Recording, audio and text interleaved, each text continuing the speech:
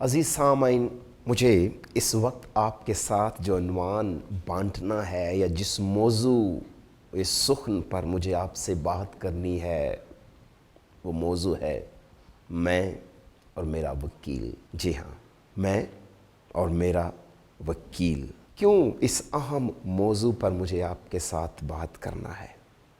اس سے پہلے کہ میں اس موضوع سخن کو آپ کی اور اپنی برکت کے لیے بیان کروں، دانییل نبی کی کتاب کا 7واں باب اور اس کی 13ویں اور 14ویں آیات مجھے آپ کے ساتھ بانٹنی ہے۔ میں نے رات کو رویا میں دیکھا اور کیا دیکھتا ہوں کہ ایک شخص آدم زاد کی مانند آسمان کے بادلوں کے ساتھ آیا اور قدیم الایام تک پہنچا، اور وہ اسے اس کے حضور لائے، اور سلطنت اور حشمت اور مملکت اسے دی گئی، تاکہ سب لوگ اور امتیں اور اہل لغت اس کی خدمت گزاری کریں۔ اس کی سلطنت ابدی سلطنت ہے جو جاتی نہ رہے گی، اور اس کی مملکت لا زوال ہوگی۔ خدا کے اس کلام کے وسیلے سے میری آج دلی آرزو ہے کہ آپ بہت ساری برکت پائیں۔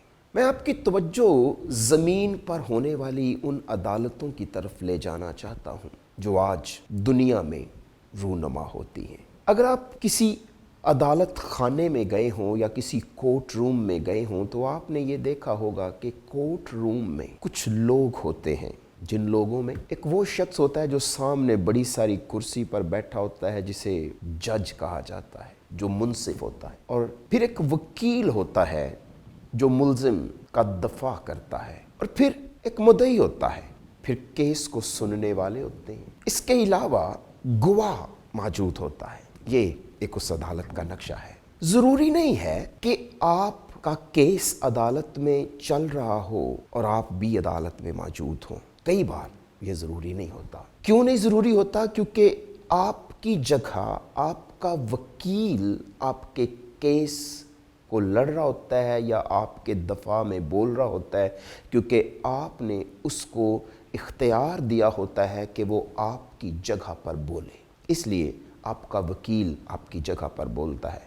ہاں، قانون یہ بھی ہے کہ آپ اپنا کیس خود بھی لڑ سکتے ہیں، آپ اپنے دفاع میں اپنی صفائی میں خود بھی بول سکتے ہیں، مگر اگر ایسا نہ ہو تو پھر آپ کو وکیل کرنا پڑتا ہے۔ فرض کریں آپ کا کیس عدالت میں جج کے سامنے ہے اور آپ کا کوئی وکیل نہیں ہے، تو ایسی صورتحال میں آپ پر کیا گزرے گی؟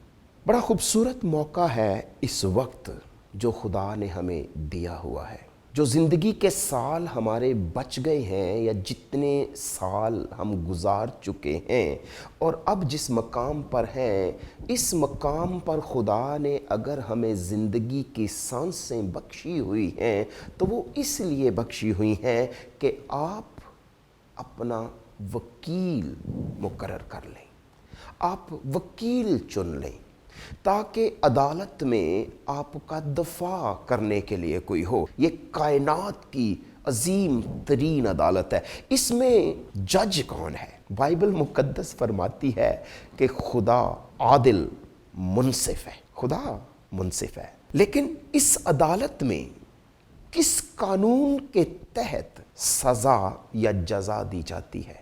وہی قانون جو خدا نے اپنے ہاتھوں سے لکھ کر دیا، وہ اس عدالت کا معیار ہے۔ کیونکہ یہ عدالت خدا کے پہلے 4 احکام جو ہیں تو یہ دیکھتی ہے کہ آیا اس شخص نے خدا کے خلاف بغاوت کی ہے یا اس سے محبت رکھی ہے۔ آخری 6 حکموں پر یہ عدالت غور کرتی ہے کہ اس نے انسان سے اپنی مانند محبت رکھی ہے یا انسان سے نفرت رکھی ہے۔ یہ انسانوں کا قاتل ہے، یہ انسانوں کا گمراہ کرنے والا ہے، یہ انسانوں کو ورگلانے والا ہے، یہ انسانوں کا مال ہتھیانے والا ہے، یہ انسانوں کی عزتوں کا لٹیرا ہے، یا یہ انسانیت کا خیر خواہ ہے۔ یہ عدالت ان قوانین کے تحت کسی کو سزا یا جزا سناتی ہے، مگر آپ کے لیے اس عدالت میں وکیل بولتا ہے۔ اور خدا نے آپ کو یہ سال، یہ لمحے، یہ وقت اسی لیے دیا ہے کہ آپ وکیل کر لیں۔ لیکن وکیل کریں کس کو؟ آپ کو وکیل وہی شخص کرنا پڑے گا جس کی رسائی عدالت تک ہو، کیونکہ دنیاوی عدالتوں میں آپ دیکھیں تو آپ ضلع کی عدالتیں ہیں، اس وکیل کو اگر اتھارٹی نہیں ہائی کورٹ میں بولنے کی تو آپ اس وکیل کو نہیں کر سکتے، یا اگر ایک ضلع کے وکیل کو سپریم کورٹ میں بولنے کی اتھارٹی نہیں تو آپ اس کو کیسے کریں گے؟ لہٰذا آپ کو وکیل وہی چاہیے جس کے پاس اس عدالت میں بولنے کا اختیار ہو۔ لیکن سوال یہ کہ خدا کی عدالت میں بولنے کا اختیار آپ کے لیے کس کو ہے؟ ٹھنڈے دماغ سے ذرا سوچیں۔ باپ آدم سے لے کر آج کے انسان تک جو کبھی نیک نام رہا ہے اس دنیا میں، اس پر غور کریں کہ کیا وہ آپ کے کیس کا دفاع خدا کی عدالت میں کر سکتا ہے؟ پہلا سوال آپ کو یہ سمجھنا ہے اور پھر اس کا جواب دینا ہے، اور جواب آپ نے کسی کو نہیں دینا، جواب آپ نے اپنے آپ کو دینا ہے کہ مجھے کون سا وکیل چاہیے، اور جو وکیل آپ کریں یاد رکھیں کہ اس کی رسائی خدا کی عدالت تک ہونی چاہیے۔ میں نے آپ کے سامنے جو خدا کے کلام سے ورد پڑھا لکھا ہے، میرے دیکھتے ہوئے تخت لگائے گئے، قدیم الیام بیٹھ گیا اور ایک شخص آدم زاد کی مانند اس کے پاس لایا گیا۔ تو یہ شخص جو آدم زاد کی مانند اس کے پاس لایا گیا کون ہے؟ کوئی نہیں ہے سوائے خداوند یسوع مسیح کے۔ عبرانیوں کا پورا خط بتاتا ہے کہ وہ آپ اپنے ہاتھوں میں اپنا خون لے کر باپ کے سامنے حاضر ہوا ہے اور ہماری ابدی خلاصی کرائی ہے اور ہماری شفاعت کے لیے زندہ ہے۔ یہ خداوند یسوع مسیح ہے۔ اس لیے پہلا تموتیس 2 باب اس کی 5ویں آیت میں پالوس رسول لکھتے ہیں، خدا ایک ہے، خدا کے اور انسان کے درمیان جو درمیانی ہے وہ بھی ایک ہی ہے، یعنی یسوع مسیح جو راست باز ہے۔ واحد ہستی خداوند یسوع مسیح ہے جو آپ کی اس عدالت میں وکالت کر سکتی ہے۔ اس لیے میں نے کہا میں اور میرا وکیل۔ بڑا عرصہ ہوا میں ایک شخص سے ملا، وہ امریکہ سے کسی وجہ سے آ گیا تھا اور بتا رہا تھا کہ میرا کیس امریکہ میں چل رہا ہے۔ میں نے کہا آپ تو یہاں پہ ہیں، آپ کا کیس امریکہ میں کیسے چل رہا ہے؟ بولے کیونکہ میرا وکیل میرے لیے وہاں پہ کیس لڑ رہا ہے۔ دیکھیں ضروری نہیں ہے کہ آپ عدالت میں ہوں، یعنی آسمان میں جو خدا کی عدالت جاری ہے ضروری نہیں ہے کہ آپ وہاں پہ ہوں، کیونکہ یسایا نبی کی کتاب میں لکھا ہے جب تیری عدالت زمین پر جاری ہے تو تیرے بندے صداقت سیکھتے ہیں۔ تو ضروری نہیں ہے کہ آپ کی موجودگی عدالت میں ہو اگر آپ نے اپنا وکیل یسوع مسیح کو کر لیا ہے۔ اور اس عدالت خانے میں جو آپ پر الزام لگاتا ہے وہ کون ہے؟ مکاشفہ کی کتاب کے 12ویں باب میں لکھا ہوا ہے، وہ جو بھائیوں پر الزام لگاتا ہے وہ زمین پر گرا دیا۔ اب ضروری یہ بھی نہیں ہے کہ الزام لگانے والا بھی خدا کی عدالت میں وہاں پر موجود ہو۔ خدا کے کلام میں لکھا ہے آسمان خدا کا تخت اور زمین اس کے پاؤں تلے کی چوکی ہے، اس کی حضوری ہر جگہ ہے۔ چاہے الزام لگانے والا شریر ابلیس زمین پر گرا دیا گیا، وہ یہاں سے بھی الزام لگائے گا اور لگاتا ہے تو سنا جاتا ہے، پھر وہ الزام نہ بھی لگائے تو خدا عادل منصف ہے، وہ انصاف کرتا ہے۔ فرض کریں آپ خدا کی عدالت میں ہیں اور آپ کا دل دہل رہا ہے، آپ کا دل کانپ رہا ہے کہ میرے لیے کیا فیصلہ سنایا جائے گا، اور آپ کو کوئی شخصیت آ کر یقین دلاتی ہے، دیکھیں جو تخت پر بیٹھا ہے نا وہ آپ کا باپ ہے۔ آپ مجھے بتائیں اس سے آپ کو کتنی تسلی ہوگی؟ اگر آپ کو یہ پتہ چل جائے کہ جو تخت پر منصف بیٹھا ہوا ہے وہ آپ کا باپ ہے تو اس سے آپ کو کس حد تک تقویت ملے گی؟ بات یہاں پر ہی نہیں۔ پھر اگر آپ کو یہ پتہ چل جائے کہ جو آپ کی وکالت کر رہا ہے وہ آپ کا اپنا بھائی ہے، اس سے آپ کو کتنی تقویت ملے گی؟ پھر بات یہاں تک ہی نہیں ہے، اگر آپ کو یہ پتہ چل جائے کہ جس نے عدالت میں گواہی دینی ہے وہ خدا کا روح القدس ہے اور وہ آپ کے لیے آہیں بھر بھر کر خدا سے فریاد کرتا ہے، آپ کو کتنی تقویت ملے گی؟ یہاں تک ہی نہیں، اگر آپ کو یہ پتہ چل جائے کہ جو اس عدالت خانے میں سارے کیس کی سماعت ہوتے سن رہے ہیں وہ خدا کے فرشتے ہیں جنہیں عبرانیوں پہلے باب کی 14ویں آیت کے مطابق خدا نے آپ کی خدمت گزار روحوں کے طور پر زمین پر بھیج رکھا ہے، تو آپ کو کس حد تک تقویت ہوگی؟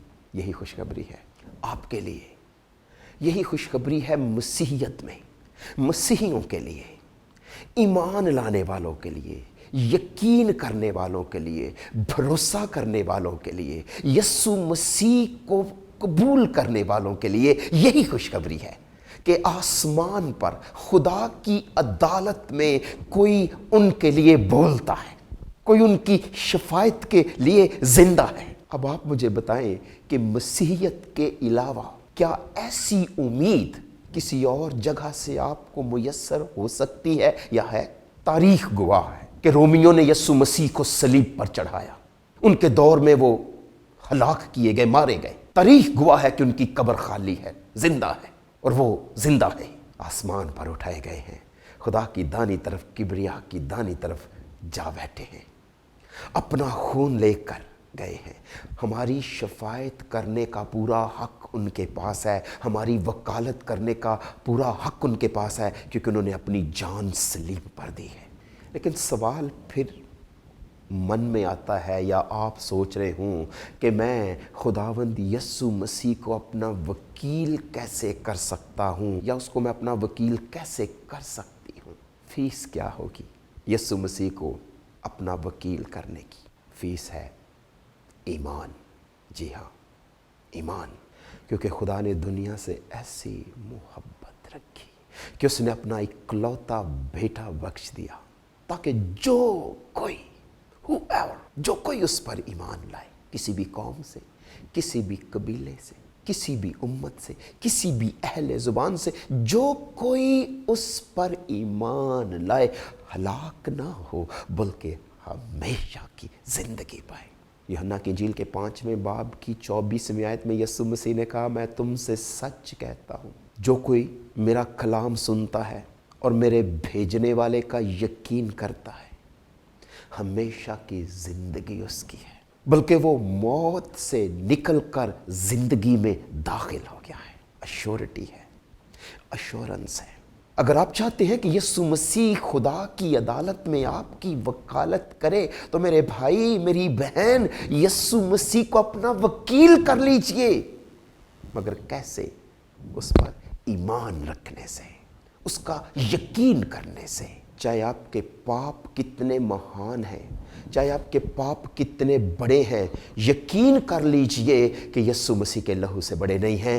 وہ آپ اپنے ہاتھوں میں اپنا لہو لیے ہوئے خدا کی عدالت میں آپ کی وکالت کے لیے زندہ ہے، اور کوئی راستہ نہیں ہے، اور کوئی وکالت آپ کی کر نہیں سکتا۔ کیوں؟ اس لیے کہ کسی کے پاس آپ کی وکالت کا حق نہیں ہے، کیونکہ کسی نے آپ کے لیے کچھ کیا نہیں ہے۔ دنیا کے سارے مذاہب یہ سکھاتے ہیں کہ ان کے رہنما نے ان کو کیا سکھایا ہے، مگر مسیحیت کی خوبصورتی یہ ہے کہ وہ یہ بتاتی ہے کہ ان کے رہنما نے ان کے لیے کیا کیا ہے۔ اس لیے یسوع مسیح کے پاس آپ کی وکالت کرنے کا حق ہے، اور پورا حق ہے۔ مگر یہ حق ایکٹیویٹ ہوگا جب آپ اپنی مرضی سے یسوع مسیح کو قبول کریں گے اپنا نجات دہندہ، مطلب آپ یقین کر لیں گے کہ آپ خدا کی عدالت سے مجھے بری کروا سکتے ہیں۔ ہو سکتا ہے آپ من میں یہ سوال لیے بیٹھے ہوں کہ خدا یسوع مسیح کیسے مجھے بری کرا سکتے ہیں؟ پہلے ہی میں نے عرض کیا کہ اس کے پاس حق ہے۔ حق اس کو کیسے ملا؟ سولی پر اپنی جان قربان کرنے سے، بے گناہ ہوتے ہوئے بھی سولی پر اپنی جان قربان کرنے سے اس کو یہ حق ملا ہے۔ موت آپ کی اور میری تھی، مگر ایک گنہگار کی طرح وہ مرا۔ اس لیے اس کی ساری زندگی جو اس نے زمین پر گزاری بحیثیت انسان، اس میں اس نے نیکی ہی کی۔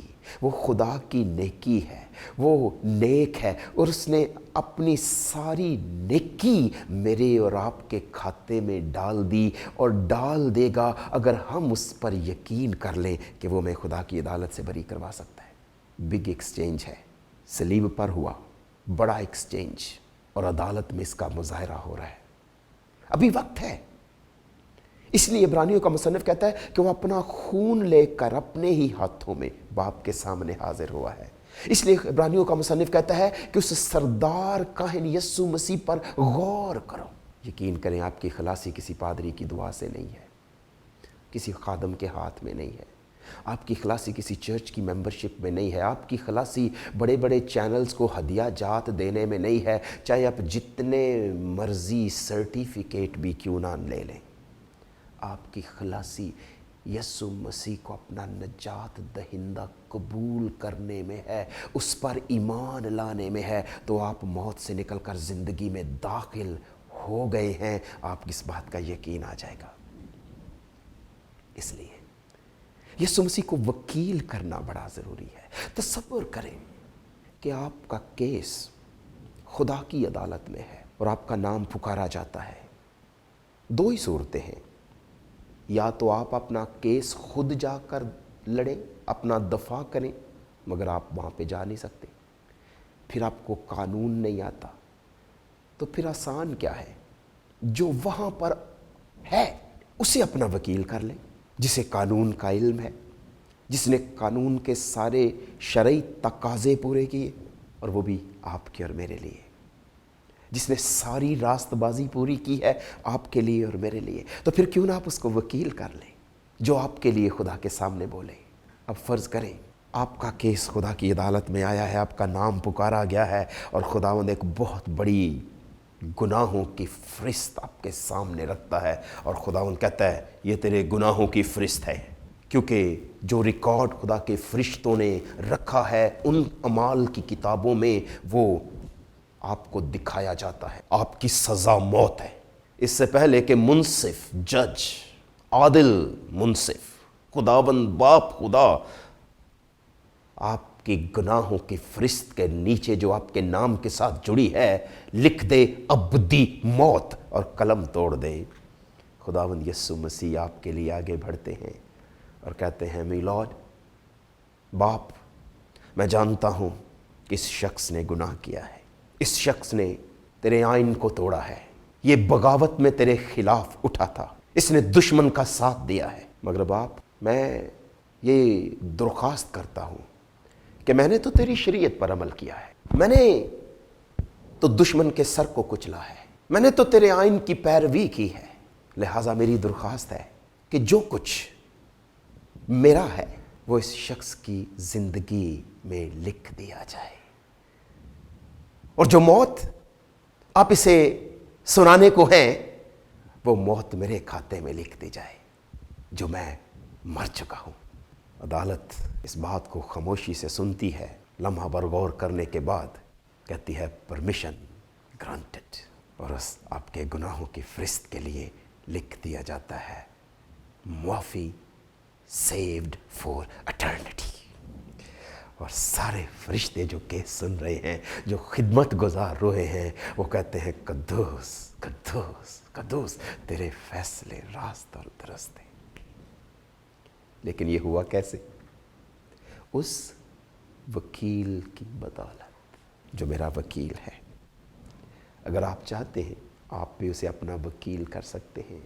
آپ کسی بھی مذہب سے تعلق کیوں نہیں رکھتے، آپ کسی بھی قوم سے تعلق کیوں نہیں رکھتے، آپ کسی بھی قبیلے اور امت سے کیوں نہیں تعلق رکھتے، اگر آپ مسیحی ہیں یا غیر مسیحی ہیں، اگر آپ یسوع مسیح پر ایمان لائیں گے تو یسوع مسیح خدا اور انسان کے درمیان واحد درمیانی ہے جو آپ کی شفاعت کرنے کا پورا اختیار رکھتا ہے اور آپ کو پوری نجات دے سکتا ہے۔ وہ آپ کو اپنی پاکیزگی دیتا ہے اور آپ کی گندگی اپنے اوپر لے کر آپ کے سارے گناہ اٹھا لے جاتا ہے۔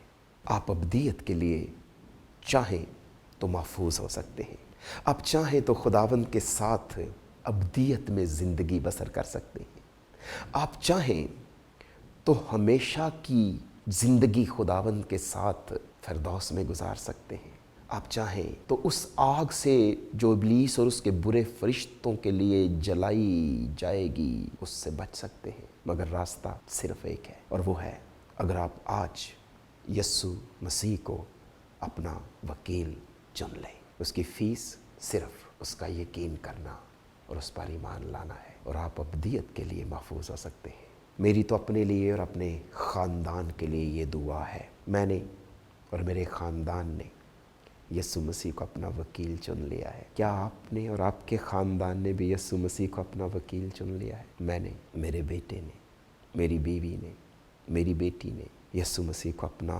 وکیل चुन लिया है।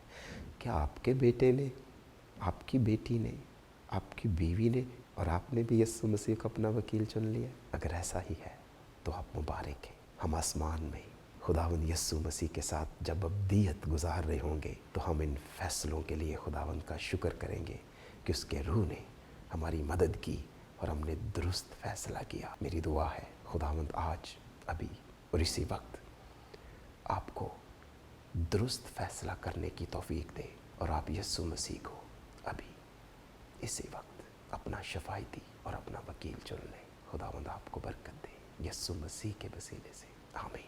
अपना ख्याल रखिए।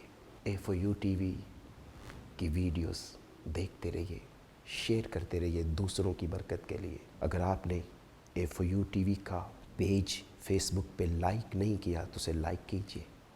यूट्यूब पे अगर आपने अभी तक सब्सक्राइब नहीं किया तो सब्सक्राइब कीजिए। ख्याल रखिए। Pastor Harris Hussain, agape fellowship church international.